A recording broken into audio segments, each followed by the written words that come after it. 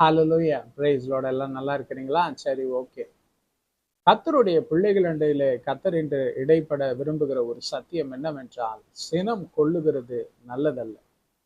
உங்களை யாராவது ஏதாவது கோபம் மூட்டிட்டாங்க, இல்ல ஏதாவது உங்களுக்கு அவதூறு செய்துட்டாருங்க, இல்ல ஒரு மரியாதை குறைவா ஏதாவது பண்ணிட்டாங்கன்னா, அவர்கள் மீது நீங்கள் சினம் கொள்ளுவது நல்லதல்ல என்று கர்த்தர் இடைப்படுகிறார். ஏதோ மனுஷிக பிரகாரமாக உங்களுக்கு கோபம் உண்டாவது இயல்பு.